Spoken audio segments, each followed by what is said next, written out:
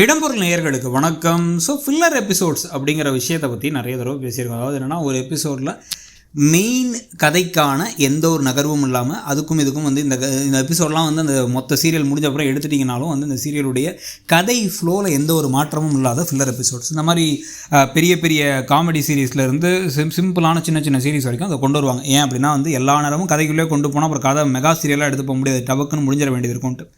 சரி, ஓகே. அதனால் வந்து இப்போ சிறகடிக்க ஆசையில் முழுக்க வந்து இப்போ ஃபில்லர்ஸ் வச்சு தான் கதை ஓடிக்கிட்டு இருக்கு அப்பப்போ.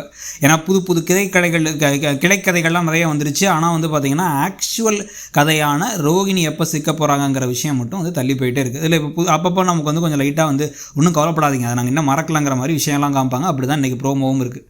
எல்லா சீரியல் மாதிரி இந்த சீரியல்லையும் இப்போ வந்து போட்டிகள் அப்படிங்கிறது கொண்டு வந்துட்டாங்க.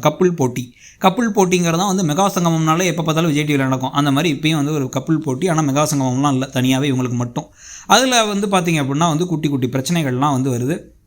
அதில் இப்போ என்னென்னா, ஒவ்வொருத்தங்களும் எவ்வளோ சம்பாதிக்கிறீங்க, என்ன செலவுலாம் பண்ணுறீங்கன்னு கேட்கும் பொழுது 25,000 ரூபா பணத்தை வந்து நாங்கள் கைக்கு வச்சுட்டு மிச்சதெல்லாம் வீட்டுக்கு கொடுத்துட்றோம், நாங்கள் வந்து 50,000க்கு மேலே சம்பாதிக்கிறோம் அப்படின்னு வந்து இப்போ மனோஜும் ரோகிணியும் பேசுகிறாங்க. அதில் ரோகிணி என்ன சொல்கிறாங்கன்னா, 25,000க்கு வந்து நாங்கள் எங்களுக்கு ட்ரெஸ் செலவு, அந்த செலவு மாதம் 25,000 ட்ரெஸ் என்ன எடுக்கிறாங்கன்னு தெரில, அது இருக்குது இது இருக்குன்னு எல்லாத்தையும் பேசிட்டு பிளாக்மெயில் பண்ணுறவங்க தான் காசு கொடுக்கணுங்கிறாங்க.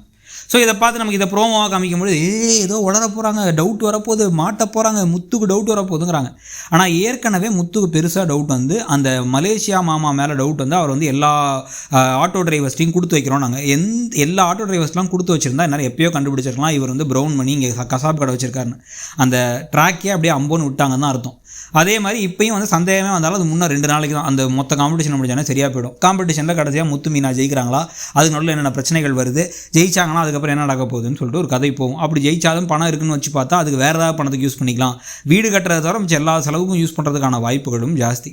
ஸோ இப்போ இதுக்கு எல்லாத்துக்கும் நடுவில் இப்போ வந்து பார்த்திங்கன்னா விஜயா என்ன பண்ணுறாங்கன்னா, அவங்களுடைய டான்ஸ் கிளாஸில் இப்போ 2 பேரை புதுசாக சேர்த்துருக்காங்க, தீபன் ரதி அப்படின்னு 2 பேர். இந்த தீபனும் ரதியும் லவ் பண்ணுறதுக்காக மட்டும்தான் இங்கே சேர்ந்துருக்காங்க. ரதியுடைய அப்பா வந்து பார்த்திங்கன்னா ஏதோ வந்து ஒரு பெரிய பவரில் இருக்க ஒரு ஆள், ரொம்ப ஸ்ட்ரிக்டான ஒரு ஆள், அவருக்கு வந்து இந்த லவ் மேரேஜில் விருப்பம் இல்லை, ஈடுபாடு இல்லை, பொண்ணை ரொம்ப கண்டிப்பாக வளர்க்குறாரு அப்படிங்கிறலாம் நமக்கு தெரியும். இப்போ இந்த சமயத்தில் இவங்க 2 பேரும் இவங்களோட டான்ஸ் கிளாஸ்லேயே வந்து கொஞ்சம் நெருக்கமாகி ஒரு கட்டத்தில் டான்ஸ் கிளாஸில் இருந்து கிளம்பி ஓடி போயிட்டாங்க அப்படின்னாலோ, இல்லை டான்ஸ் கிளாஸில் வச்சு தான் நாங்கள் பழகணும் அப்படிங்கிற மாதிரி பொய்யோ, முன்னாடியே பழகணுங்கிற மாதிரிலாம் சொல்லாமல் இருந்து இதனால் அந்த பையனும் பொண்ணும் ஓடி போனது தெரியாமல் வந்து அப்பாவியாக வந்து ஏதாச்சும் ஒரு விஷயத்தில் அவங்களுக்கு ஹெல்ப் பண்ணுற மாதிரி ஒரு சந்தர்ப்பத்தில் இப்போ வந்து விஜயா இருந்தாங்க அப்படின்னா, விஜயா அப்பாவி கிடையாது, ஆனால் அந்த இடத்துல தேவையில்லாமல் ஏதாச்சும் முட்டாள்தனமாக ஏதாவது ஒரு விஷயத்தை பண்ணி வச்சுட்டாங்க அப்படின்னா, கடைசியாக வந்ததுக்கு பிறகு அவங்க தெரிஞ்சு பண்ணினா கூட பரவாயில்ல, தெரிஞ்சு 2 பேர்த்த லவ் பண்ணவங்களை சேர்த்துச்சா கூட பரவாயில்ல, அதெல்லாம் நம்ம தெரியாமல் இதாக பண்ண கடைசியில் போலீஸோடு வந்து அவங்க 2 பேர் காணாமல் போனது காரணம் நீங்கள் தான், அந்த பொண்ணு வந்து மைனர் பொண்ணு அப்படிங்கிற மாதிரியோ, இல்லை வந்து அந்த பொண்ணோட விருப்பம் இல்லாமல் அந்த பையன் கூட்டு போயிட்டார்னு ஏதோ ஒன்று சொல்லி விஜயாவை கைது பண்ணுறது, அதுக்கப்புறம் வந்து முத்துவும் மீனாவும் தான் இல்லாடி கடைசியில் உங்களை வெளில கூட்டு வரதுன்னு சொல்லிட்டு ஒரு ட்ராக் போகிறதுக்கான பாசிபிலிட்டி அடுத்து தெரியுது. ஸோ இந்த ட்ராக்கெல்லாம் பற்றி என்ன நினைக்கிறீங்க? உடனடியாக வந்து காப்பாற்றி வெளில கூட்டு வரணுமா விஜயாவை, இல்லை வந்து கொஞ்ச நாள் நல்லா திட்டுவாங்க விட்டுட்டு காப்பாற்றுவாங்களான்னு நினைக்கிறீங்களாங்கிறதையும் சொல்லுங்கள். இந்த கதை இப்போ எப்படி போகுது, நீங்கள் என்ன எதிர்பார்க்குறீங்க, முன்னாடி பார்த்த மாதிரியே இப்போ இருக்கா, இல்லைனா என்ன மாறி இருக்குங்கிறதையும் சொல்லுங்கள். தேங்க்யூ.